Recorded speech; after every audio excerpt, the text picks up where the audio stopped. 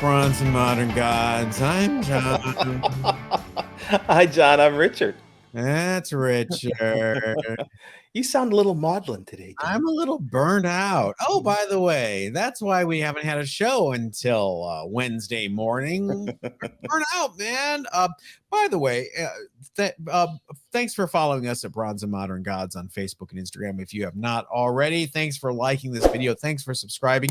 And thanks for all the questions asking where the heck we were on Friday and Monday. It's our topic today. Are we all starting to suffer from comic collecting burnout? Yay or nay? We want to hear from you. We're going to tell you our experiences. And we've got our underrated books of the week. We've got the 25-year rule. I don't mean to sound so blah. I thought it'd be funny to riff on the title at the beginning. So let's get the energy up here with our hot book of the week. Richard, what is it? All right, the hot book this week is Avengers number 62. This is the first appearance of M'Baku. Pardon? Gesundheit. M'Baku is leader of one of the tribes of Wakanda, and he was a very popular character in the movie. There are rumors out there now that at some point Shuri is going to pass the mantle of Black Panther to M'Baku. And because of that, this book has been spiking here in the last week or so. I think this book is a good fit for him as a character. I think he's a solid support character, but I just don't see him being the replacement for Bozeman. It doesn't fit. In the comic book, he is known as Man Ape, and I just don't see that fitting in the current Marvel. A little dated. A little bit. perhaps problematic in 2022. A little. And I think that's primarily the reason why. I think Marvel has other easier to digest ideas for the next Black Panther. And but I still see M'Baku being a character in the second movie and going on, where he was, like I said, he was very personable in the first movie. I think he struck himself as an ally to the Black Panther. So I see this as a good spec on that aspect. They should change it to a Crypto Ape. No, please don't. This book is tough in high grades. There are only 2 9.8s on the census at this point out of 450 graded books. There are no GPA sales for 9.8s. 9.6 is the highest, which is October of last year was $1,020. But there are a lot of sales of the mid-range books here in the last month or so, 7.0 to 5.0. Strangely enough, a 7.0 and a 5.0 have been trading for about $250. So there doesn't seem to be a lot of selective buyers out there. The prices fluctuate so much in this title, and I think it's going to continue to fluctuate. This is an interesting book because Jungle Action 5, the first Black Panther in Jungle Action, actually reprints this book. And it's not the first solo Black Panther new story. That's Jungle Action 6. So it's kind of been out there already, the reprint version of it. And so to see this, it's funny, only 2 9.8s are out there. I imagine that number is going to grow exponentially in the next month or so. It is not a tough book. This run of Avengers in the 60s to 80s is not 1960s to 80s, but number 60 to number 80 or something. Plentiful. I used to see these clogging bins everywhere. You don't think this is a potential replacement for T'Challa in the MCU? You still think it's going to be Shuri? I think the odds of it being Shuri are greater. I think, Marvel has been giving clues. I think the What If series, in my opinion, eliminated Killmonger. Sorry. I think the What If series eliminated Killmonger as a choice just because they're painting him as a villain. He's always been a villain, right. Or an anti-hero at best. Yes, he is. Yes, I would say an anti-hero at best. And I just don't see. It's like it would be like them picking Malcolm X as the next character. I just don't see them accepting that level of moral complexity. Well, Or before you put all your eggs in the Shuri basket, I will Mhm. encourage you and everyone else to Google Letitia Wright Yeah. and look at the news this week before and Really? she's off the set again in Atlanta. Just take a look at the news stories. I'm not going to get into it, but she's Yeah. not building a good case for herself. Yeah, she seems to be following in that same Brie Larson's, mold. Um, I if not her, then potentially someone else. But I just don't see it being Baku. I don't see it being, Killmonger. Um, it's going to be interesting to see what they do. Now, you remember this: if whatever they're doing, they've planned it already, got scripts written. So even with her with Letitia's um, problems in terms of fitting this role, it may already be a done deal. Are we far enough away from the death of Chadwick Boseman to even consider a recast? Or is it still too raw and he's just too symbolic? I think you could get away with a recast if you had a character. If Michael B. Jordan hadn't played Killmonger It was and was perfect, right? yeah, he would have been the perfect replacement for Chadwick Boseman. I think that would have been a great fit. It would be because you need somebody with energy, with some star power already ready to overcome the inertia from the first movie. So I don't know who they would pick. At this point, it's going to be interesting to see what direction. Of course, they could pick a nobody and they could knock it out of the park as easily. But we'll see. I still think we're eliminating options, and I think M'Baku and Killmonger just don't fit the Marvel that wants to push the MCU forward. All right. Well, just thinking about it and all the complications and trouble this franchise has had already, I'm feeling a little burnout. Aren't you, Richard? Yeah, yeah, So that leads us to our main topic, comic book burnout. It is real, folks. It is a real thing. We are finishing up year 2 of the pandemic, and Richard and I we talk all week long. It's not like we don't talk in between episodes. And we just kind of came upon this subject organically during our conversations. We're feeling burnout. What are you guys feeling? Let's talk about it. One weird thing for me, my buying of back issues has really slowed down. And it's a very strange reason why my buying has slowed down because I'm still going to comic shops. I'm still buying stuff here and there. But Instagram is, usually when you guys watch the show and listen to the show, I buy a lot from Instagram and from live sales.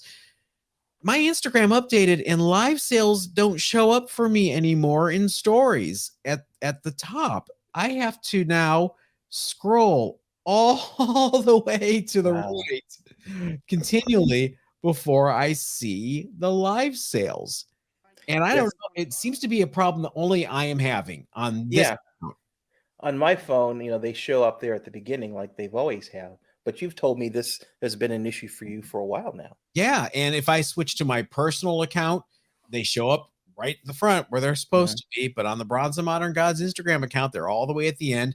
I don't know if my account got flagged for some weird reason, Mm. or I've updated the app. I've turned off my phone and turned it on again, all you IT people, so shut up. Uh, I have reset my router. I've done everything that you do in IT 101. I'm ready for someone from IT 201 to get to me. But yeah, that's a surprisingly main reason why I'm not buying a lot, because it was so convenient. I would just go on a live sale, it'd be right there, and I'd be watching. My bank account loves me right now. Yeah, that's unusual. Yeah, we were talking earlier. My mailman knew me by my first name because he was showing up at my door every day, dropping off packages. Got so bad that he actually he was delivered the packages in the U.S. postal boxes. They have these little crates, and still have two or three of those things around here just because I would continually get books. Um, And that's slowed down. It's slowed down dramatically. And I don't. Well, there are a number of reasons why I think it has slowed down. One, we're moving into the holiday season, and you know, people have other needs besides comic books. They have things to spend money on. I know my wife wants an Apple Watch for Christmas, so yeah, she wants an Apple Watch. So there's different things you're going to spend money on. But for me, one of the primary reasons is I have a list of the comics that I want to have as part of my collection, Yeah. and I've achieved. I've been very targeted in my purchases, amongst all of the other stuff, of course. But I've gotten most of the books that I want. There are some books that are out there that I still want. I still want Albedo #2. I still want Fantastic Four #1. But those are more aspirational books. I'm not going to pick either one of those up anytime soon here. But I think it goes beyond just books. I haven't watched Black Widow yet. I oh have, no, I have not gone to see Eternals. I haven't finished Loki. I got 3 episodes into Loki and I went, what am I doing? Maybe it's me. Maybe I have seasonal affective disorder. Maybe I have not seen Eternals. I am not excited about seeing Eternals, so it is definitely not a priority for me, which is surprising. And it's a major Marvel movie and a holiday movie. You would think, you know, but it really hasn't attracted me, at least not from what I've read. So yeah, there are a lot of reasons why I have slowed down my purchases. I don't buy stuff for the PC very often, although every now and then I will stick my head up because I still go to eBay. I still look at the listings on eBay, and every now and then I'll find somebody listing a $300 book for $80, and I will pounce on that. Yeah. Oh, you're getting lucky. I mean, my want list is just like, sure, let's mortgage the house. Like for example, Cap 212, the 35-cent variant. One of them came up on eBay the other week. It was a 9.0. It was not the blank banner version, Right. the regular 35-cent variant, and they wanted $4,000 for it. And I'm just like, no. Yeah, that's another aspect of. I think it's more than just you and I. I think the marketing is slowing and softening a bit. People aren't going to pay $4,000 for books they would have paid that much money for in June. Yeah. It's a different market. Inflation is a real thing. I mean, Mhm. I haven't. Let me stop everyone for a second. Hit the brakes. We are still passionate about comic books. Oh We're yeah, passionate about collecting. We're just talking about that circular thing where it's like, this is the part where we're in the dip now. The right. emotional dip. The market may not be in a dip, but Richard and I are both emotionally spent. Yeah, but yeah, and something else you had mentioned. The postal system right now is charging has raised their rates for the holidays. Yeah. So if you're looking to ship, you're going to pay more to ship that package, and that includes eBay purchases or what have you. So it's another reason to look at places like um, Shirtboxed. Shirtboxed covers shipping as part of their deal. So yeah, it's definitely a problem. When you and I first started doing live sales a year and a half ago, shipping a Gemini mailer in a legal flat rate priority envelope was $7.65. Mhm. It is now $9 plus. Yep. And that's just in 18 months. That's Mhm. crazy. And uh, we're seeing some big books that went crazy high actually reflect this new low. I mean, Eternals #1 is down. Mhm. Eternals 3 is down. You have in the notes Amazing Spider-Man 300, which was like a sure bet. What's happened to that book?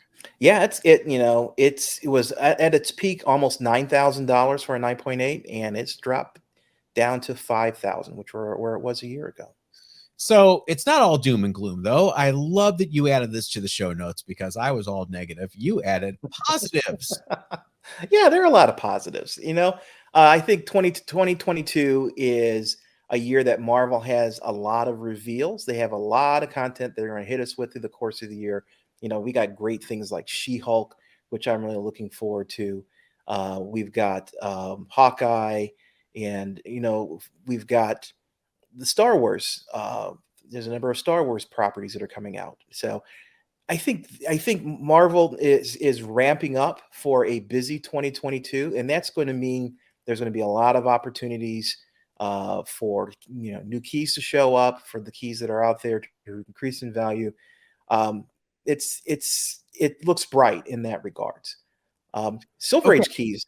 I'm You've sorry. got this. No, I'm sorry. I'm interrupting you because I'm so excited about your next point. Silver Age keys are increasing in value, and that's something we always talk about on this show. So it's nice to have a little pat on the back for the two of us. Yes, definitely. The Silver Age keys are the gold standard out there right now. Go out and buy those early Avengers, the early Fantastic Fours are amazing right now. Silver Surfers are amazing. All those books that are keys for primary characters, they are holding their values and increasing in value. You know, Amazing Fantasy 15 is obviously a book Beyond that that, beyond that, Sergeant Fury #1 is hot right now. It's Mhm, crazy. I think it's you've got Strange Tales, which has always been the like I always say, the redheaded stepchild of the Marvel universe. It's getting better. I still think as of last week, when we talked about Strange Tales 135, the first Shield, first Hydra, mhm. still bargains to be had. And that brings me to another bummer. Now that we're gonna go back to the bummers, and that's conventions. Torpedo Con, I was a big eye opener. I didn't buy one book. Mm. The prices were insane, and I know people have to pay for booth space, but is anyone buying anything? Are they just there to show off? And you and I are going to San Diego Comic-Con special edition over Thanksgiving weekend. Mhm. Please say hi if you see us. And who's going to be there? Yeah, they're really, really, really closed mouth about the whole thing. They have not revealed the panels, at least as far as I know. Oh, There are no real big names I see for the artists that are showing up. So, and for when I went in to buy my ticket, I went in hot. I was sitting there all prepared to battle my way for my tickets. I didn't have to. They didn't sell out. tickets are So, still available. yeah. Ho- So, that's a Hotels, first. hotels are still available across the street. Mm. It's nuts. And no exhibitors have spoken up and said they're going. If you're an exhibitor and you're going, tell us in the comments. We want to know. We'll help promote you. It's gonna be weird. It is going to be weird. And um, part of this is because of the devastation that COVID has wrought on any California event. Um, and this is 2 years now that Comic Con has suffered because of COVID. And I and think it's gonna be. I think that's gonna be less of a. I live out here, so I think it's gonna be less of an impact than we think. You now need proof of vaccination and or a negative test within 72 hours to go to this convention. Mhm. We just went to go see the Monkees at the Greek Theater the night before last, and they were checking vaccinations at the door, and everyone had masks off. It was actually really comfortable and kind of Mhm. weird after all that time. So I think West Coast is the best coast. We're in a better place when it comes to that. Please don't bring your diseased bodies over here. We Yeah, don't. I'm vaccinated. I'm going to try to get my booster before I get there.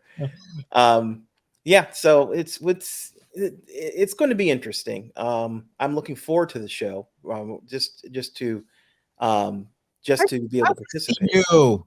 Yeah, I haven't seen you for since you were here last. Yeah, May Um, last year, yeah. or is it this year? All a blur. Another positive, and I've noticed. I don't know if you've been watching, John. The CGC um, turnaround times have been going down All as right. people start to submit less books. People aren't submitting 100 books at a time, potentially, as they were for a while there. You have that as a pro. I have that as a con without the announcement, because I used to submit books so much during this lockdown that how your postman knows your name. Mhm. My UPS guy gave me his cell phone number. Wow. And I gave him mine. And if I'm at the gym or something when I'm not home and he's coming with a CGC package, he'll text me and say, "Do you want me to throw it over the fence?" Stuff like that. That's how, make sure you tip these guys at Christmas.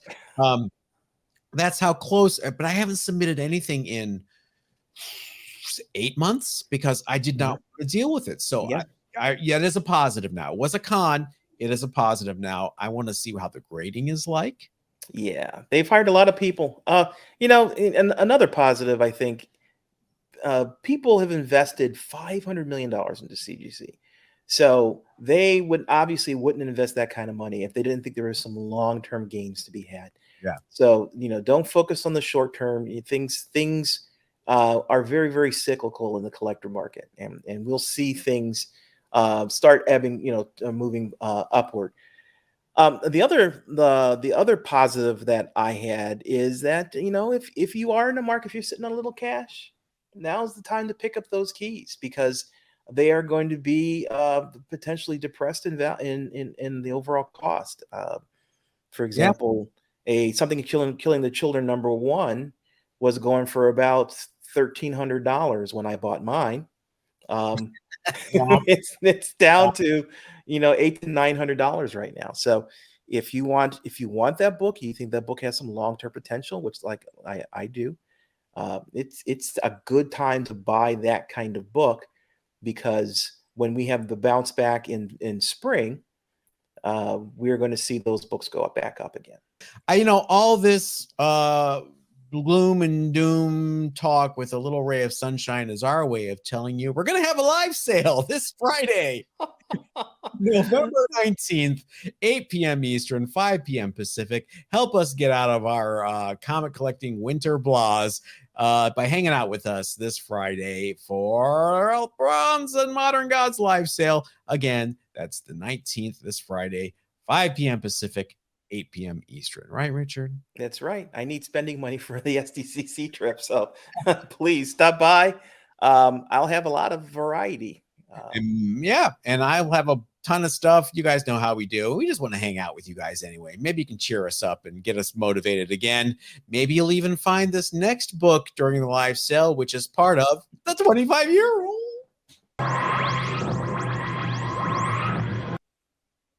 I will tell you, I'm not selling this book.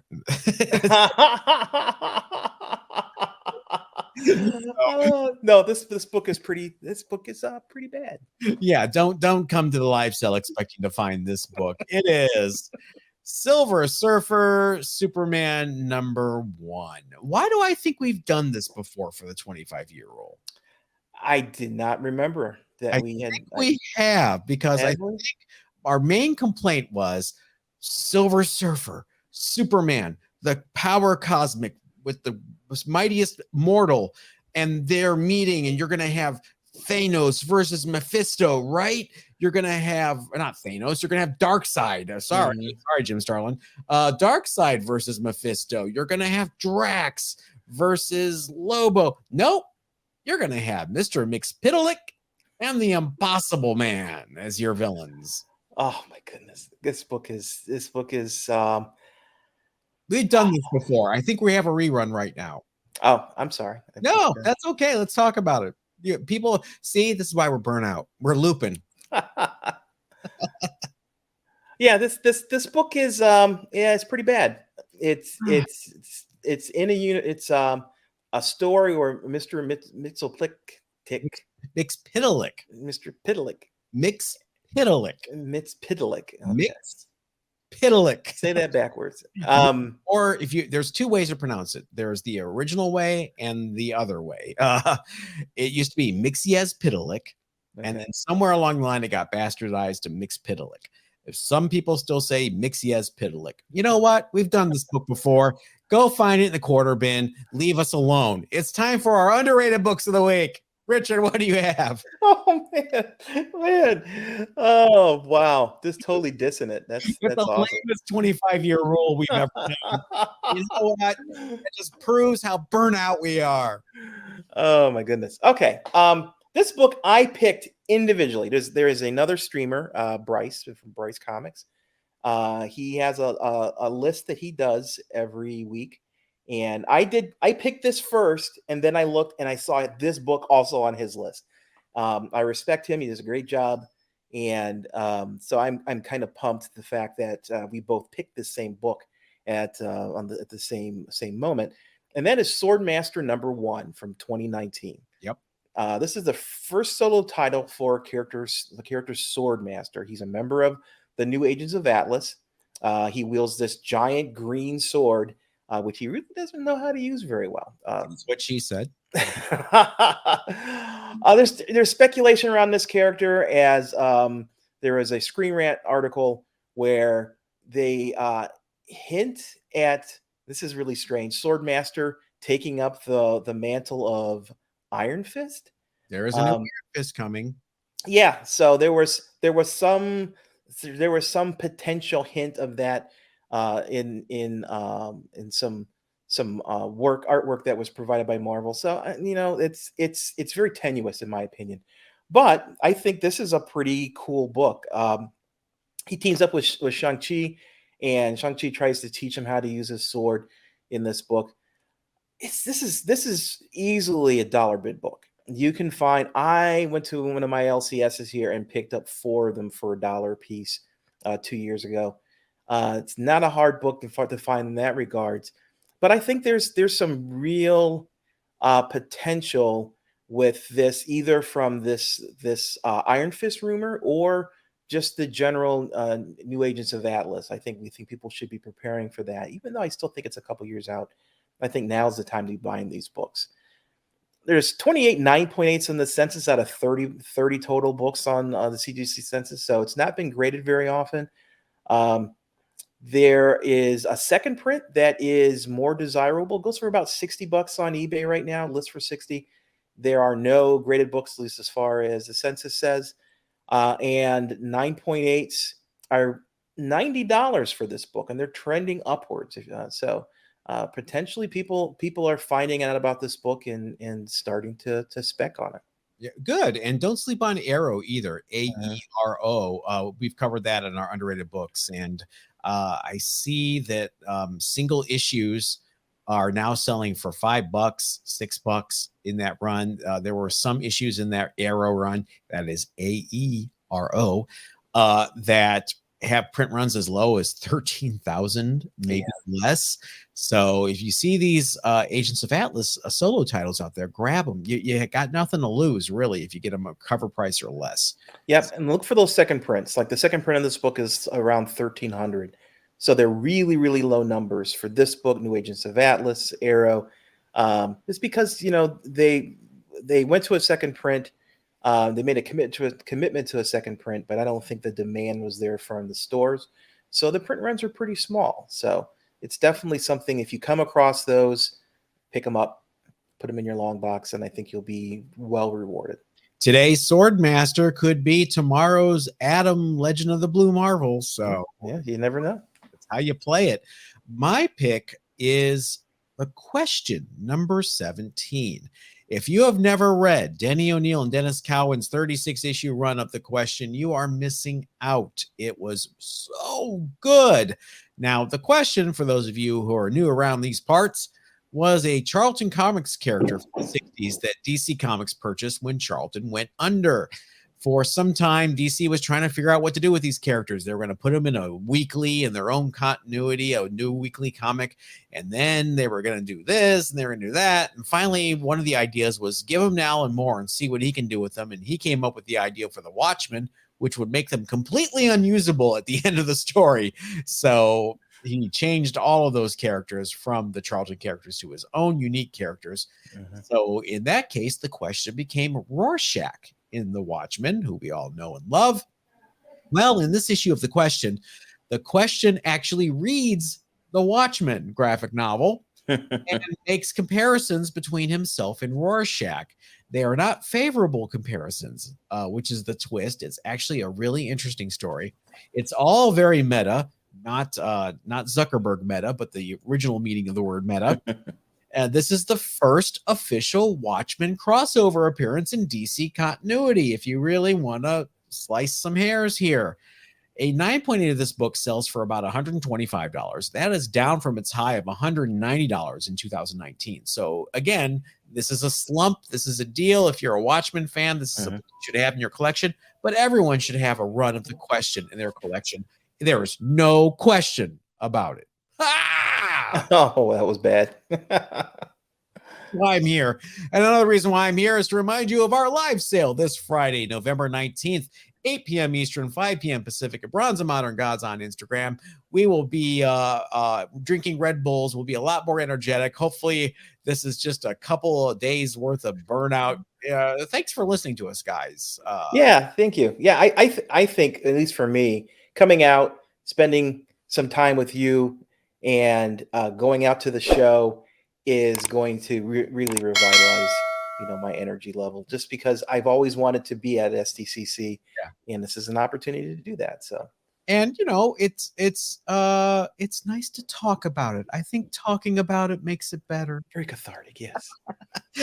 My therapeutic, blah blah blah blah blah blah blah. Hey, thank you guys. Let us know in the comments how you're feeling. Are you burnout? Are you still bullish?